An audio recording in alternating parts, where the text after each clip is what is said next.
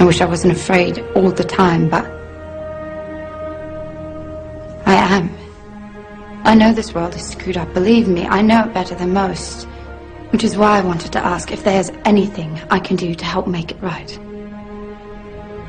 Please let me know. If you wish.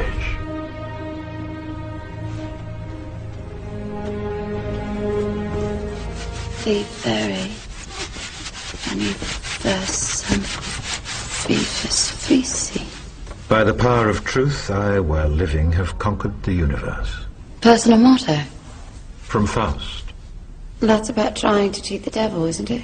It is. And speaking of the devil, I was wondering if your offer to help was still standing. Of course. It appears that unforeseen circumstances have accelerated my original plan. As a result, I'm in need of someone with some theatrical skill. I'll do my best. I believe you will.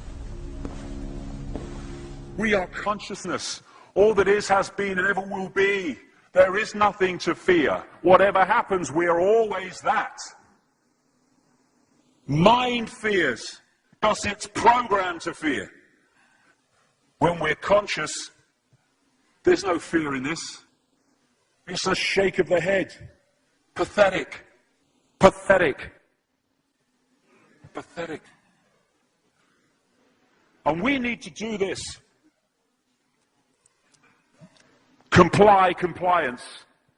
We need to challenge that. Not with violence, not even with aggression. We just need not to fight it. We need to walk away, because without our acquiescence it cannot survive. You know, when you look at a pyramid, we've been manipulated to believe the power in a pyramid is at the top. It ain't. The top of the pyramid is there because the rest of the pyramid's holding it up. We're holding this whole thing together. There's this story I told many years ago of a British comedian called Larry Grayson, who died. I kind of knew him vaguely, and not closely, but vaguely. And I went to his memorial service in Covent Garden, and this other comedian did this tribute to his life in which he read out this story that Larry Grayson had told him.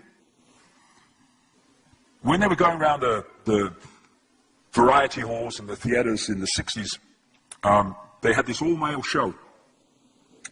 And Larry Grayson was the only woman in it because he was dressed up as a woman.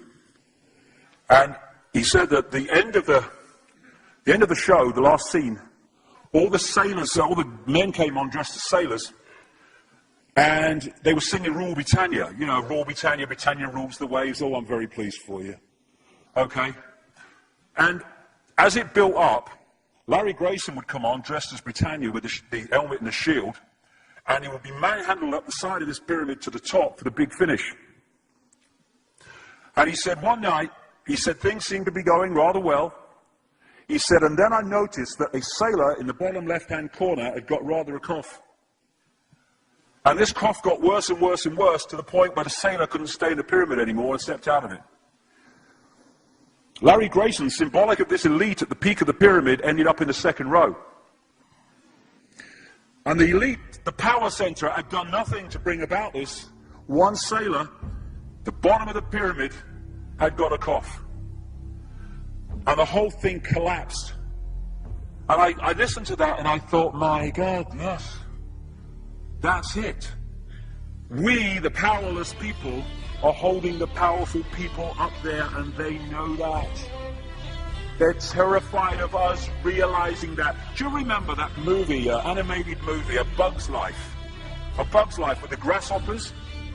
And what happened was, there was these ants, and ant island as they called it, and these grasshoppers used to come every year and take all the food, and the ants had to spend a whole year gathering the food together for the grasshoppers because they were terrified of the grasshoppers. There weren't many of these grasshoppers, and one day they're in their winter quarters in a tree, these grasshoppers, and they've got all the food they need, and someone suggested among the rank and file grasshoppers that they didn't need to go to Ant Island this year because they had all the food they needed. And then out came the leader of the grasshoppers to tell them the facts of life, and the few are going to control the many. It's a wonderful speech. If you ever can see that movie, A Bug's Life, I do recommend it. And he said, basically, They outnumber us 100-1. And if ever they figure that out, there goes our way of life. So we have to keep the pressure on, basically. We have to keep them working, so they don't figure out where the real power is. And that's why this network of manipulation works so hard to keep us in these states. Like I said earlier, what are people leaving foreclosed homes for? Foreclosed by banks that have caused the unemployment that lead to them having to leave their homes. Stay there, refuse to leave, make it difficult for them. Expose them for what they are.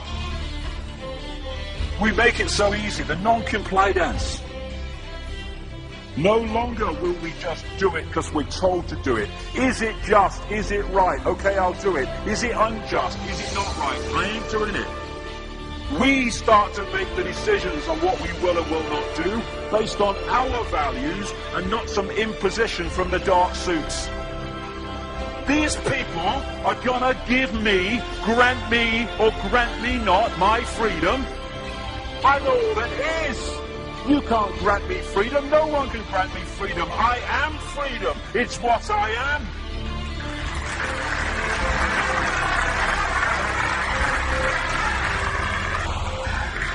The big question, what would consciousness do? What would consciousness do in this situation? And when we ask that question, it really just changed the way we see the world. Not what would I do, mind, or frightened. What would consciousness do? You know, this is a great line. If it's not right, don't do it. If it's not true, don't say it. And what would transform this world overnight is if we started doing what we knew to be right in the situations we face, instead of what we think is right for us in the moment. Not what are the consequences for me, or what's the best thing for me, how do I get the best deal out of this? What is right? What is just in this situation? If we started making decisions based on that, the world would transform overnight.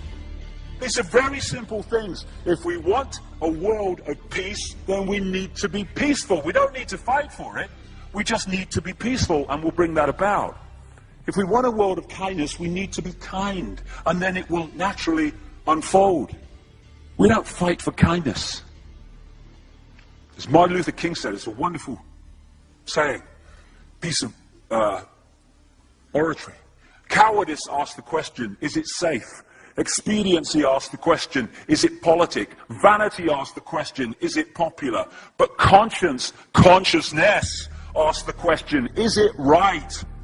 And there comes a time when one must take a position that is neither safe, nor politic, nor popular, but one must take it because it is right.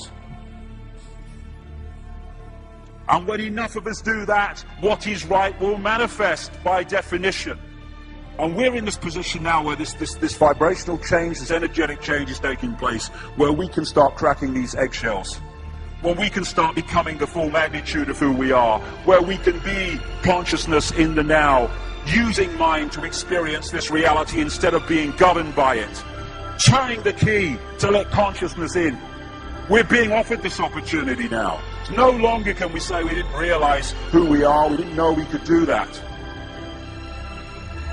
I was kind of waking up one day, and I saw this earth imprisoned, and I saw this big lock and a key going in and being turned. I went on the internet just very shortly afterwards. I was looking for a picture, not this one, and that's what I saw. The picture I'd just seen in my half kind of sleep. And that's what we're being offered the chance to do now, to turn the master key called becoming conscious that will bring an end to this. It's being given to us, we just need to take it. And to take it, we need to say enough. Enough of being enslaved by these people, enough of being enslaved by our manipulated ignorance, enough of being enslaved by the fear of being who we are.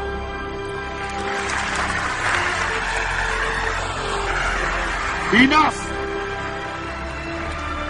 It is time to fly. It is time to fly. Thank you very much.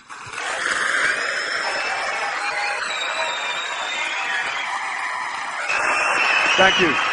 Thank you very much. Thank you.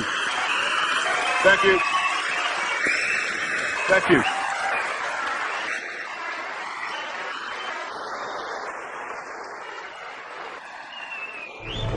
Enemy is approaching fast, requesting orders. General, what should we do? There's no response from command. Or from party leader Creedy. Stand down! Stand down!